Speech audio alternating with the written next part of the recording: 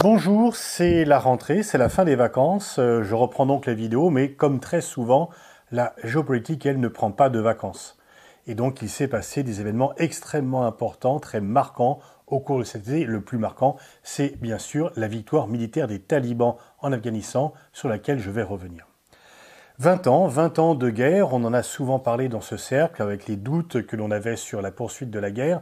Ce qui est vraiment frappant, c'est que lorsque les Américains ont lancé cette guerre en 2001, il y avait un soutien unanime. Ils avaient été attaqués par Al-Qaïda qui se réfugiait en Afghanistan, ils étaient donc en l'état de légitime défense et par ailleurs, une résolution des Nations Unies leur donnait un feu vert. Donc c'était légal, légitime. Et donc cette guerre unanimement soutenue au départ, eh bien, s'est achevée dans la catastrophe et, disons-le bien, dans l'humiliation pour les Américains, malgré la disproportion des forces. Les Américains ont dépensé 2000 milliards de dollars en Afghanistan. Ils ont fourni à l'armée afghane 83 milliards d'équipements militaires, qui la plupart sont maintenant aux mains des talibans. Tout ceci pour rien. Et donc l'hyperpuissance américaine a été vaincue par des milices. Et donc il faut bien sûr s'interroger pourquoi. Pourquoi le géant américain a été battu par des milices afghanes et pourquoi cette guerre unanimement soutenue s'est terminée en catastrophe. Biden est mis en accusation du fait d'avoir annoncé à l'avance le retrait des troupes, mais en fait, l'un des rares points d'accord entre lui et Trump, c'était qu'il était nécessaire de mettre fin aux guerres. Et Biden a pris la juste décision de mettre fin à la guerre d'Afghanistan, ce qui conduit à la pagaille, ce gâchis, et vraiment avec des images qui font mal au cœur, que l'on voit tous ces Afghans qui essayent de fuir et qui ne le peuvent pas. Et si on l'avait programmé plus en avance, c'était possible, mais bien sûr, Biden n'a pas voulu programmer la défaite. Donc il a, comme souvent lorsque l'on fait la guerre, eh bien, il a préféré la communication à la réalité et il s'est réfugié derrière l'idée que sans l'armée américaine, l'armée afghane pourrait tenir. Bien sûr, dire l'inverse aurait été avouer la faiblesse du dispositif, mais en même temps aurait permis de sauver de nombreuses vies afghanes, parce que là maintenant, en fait, ceux qui doivent partir, y compris par l'aéroport de Kaboul, sont dans les mains des talibans. Ce sont les talibans qui tiennent les frontières terrestres, mais qui tiennent aussi la frontière aérienne, parce qu'il faut un laissez-passer pour obtenir le droit d'aller à l'aéroport. Alors comment en est-on arrivé là? Bien sûr, la guerre d'Irak, le fait qu'au moment où la guerre d'Afghanistan allait produire ses effets, le président Bush a fait cette guerre de choix par rapport à la guerre de nécessité qui était la guerre d'Afghanistan, est donc venu divertir l'effort de guerre américain sur l'Afghanistan et puis jeter un peu un discrédit sur l'ensemble des opérations militaires, puisque autant la guerre en Afghanistan était légale et légitime, autant celle d'Irak était illégale et illégitime et accompagnée d'un flot de mensonges qui sont venus décrédibiliser la parole occidentale. Il y a aussi l'hubris occidentale de penser que l'on peut bâtir des modèles de société de l'extérieur, que l'on peut former une démocratie. Toutes nos démocraties occidentales se sont construites à travers le temps, à travers un temps long et de l'intérieur. Penser que l'on peut imposer de l'extérieur et par la force, par la guerre, à des sociétés un modèle plaqué sur leur réalité, avec en plus une armée américaine qui n'était jamais en contact avec la population afghane. Elle se déplaçait lourdement armée, il n'y a pas eu jamais de fraternisation, de mélange des populations. Et donc effectivement, ceci est venu à l'encontre de la présence militaire américaine. Et puis, au nom d'objectifs de démocratie, on a, comme très souvent, fermé les yeux sur le comportement de nos alliés. Une corruption massive est venue se greffer sur ces flots d'argent qui étaient déversés sur l'Afghanistan. Ces 2000 milliards de dollars n'ont pas été perdus pour tout le monde. Il faudrait peut-être regarder un peu où l'argent a été dépensé. Alors, de nombreux dirigeants afghans, chefs de guerre, se sont largement servis au détriment de leur population, mais également quelques sociétés américaines qui ont fait fortune sur le terrain. En fait, il est nécessaire, après ce gigantesque et dramatique échec, de faire peut-être le bilan de ce qu'on appelle les guerres de contre-insurrection. Ces guerres sont toutes perdues. Elles le sont historiquement.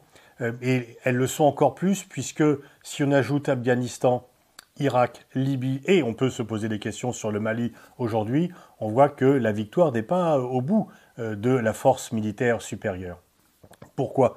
Parce que tout simplement on oublie le nationalisme.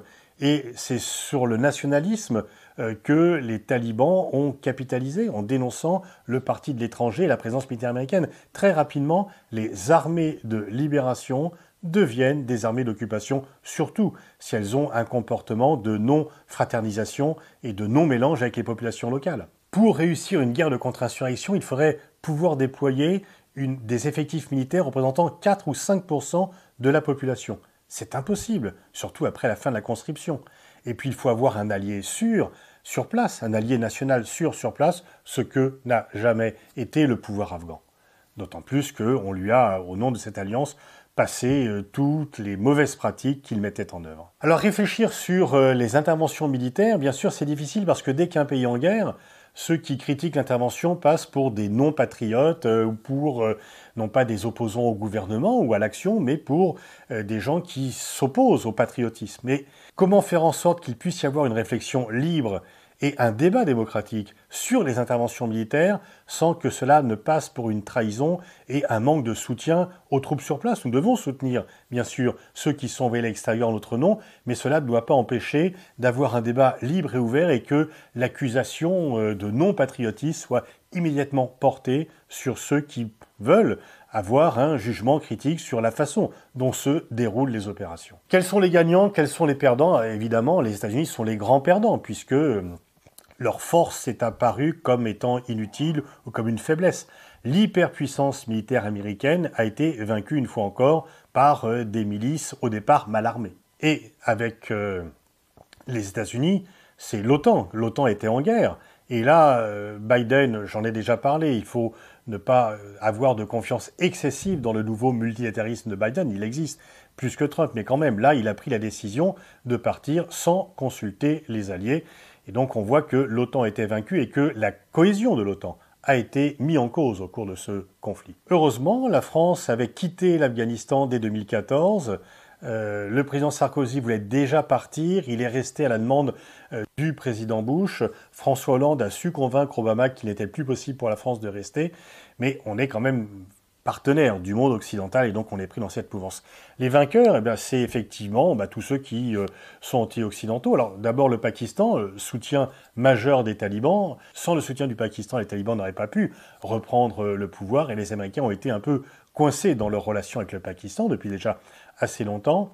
Et puis, vainqueurs indirects, la Russie et la Chine, qui, sans se féliciter ouvertement, ont une joie mauvaise de voir que les Occidentaux sont en difficulté, voire ont subi un échec. Et bien sûr, pour mention particulière pour les Russes, qui ont été très largement critiqués par les Américains pour leur inefficacité en Afghanistan. Les Américains ont dit « nous, on va réussir ». Eh bien oui, l'Afghanistan est bien le cimetière des empires, cimetière de l'empire anglais à la fin du XIXe siècle, de l'empire soviétique à la fin du XXe et de l'empire américain au XXIe siècle. Et bien sûr, tous les mouvements djihadistes, tous les mouvements, y compris au Sahel, vont non pas être renforcés indirectement, mais vont être galvanisés par cette victoire des talibans. Et donc, il n'est que plus que jamais nécessaire de réfléchir sur le sens et la pérennité de notre action au Sahel. C'est donc un régime totalitaire qui s'établit en Afghanistan, totalitaire parce que les talibans ne sont pas qu'une dictature. Il y a de nombreuses dictatures dans le monde. Mais quand vous en êtes à exiger de la part des citoyens le droit de savoir comment ils s'habillent, s'ils vont ou non à l'école, s'ils ont ou non le droit de jouer de la musique, s'ils ont ou non le droit de faire du sport, ça c'est totalitaire. Un contrôle aussi étroit de tous les citoyens, ce n'est pas une simple dictature ou un régime autoritaire comme il y en a des dizaines encore, c'est un régime totalitaire et à part la Corée du Nord, il n'y a pas d'autre régime. Donc les talibans, ce n'est pas qu'une dictature, c'est un régime totalitaire au sens premier du mot. Mais pour autant, il faut négocier avec eux. Dire qu'on ne négocie pas avec eux parce que ils sont totalitaires ou dictatoriaux ne mène à rien. On négocie d'ailleurs avec eux pour faire sortir des ressortissants ou des alliés à l'aéroport. Les Américains ont négocié avec eux pour mettre fin à la guerre. Donc le caractère totalitaire du régime ne doit pas empêcher de négocier, et négocier ne veut pas dire admettre tout ce qu'ils demandent. C'est juste que le réalisme conduit à tenir compte de leur existence, que ce sont eux qui sont au pouvoir à Kaboul, et si l'on veut ne serait-ce que tout simplement protéger nos ressortissants et ceux qui ont travaillé pour nous, il faut dans un premier temps négocier, et par la suite, il faudra bien établir des contacts.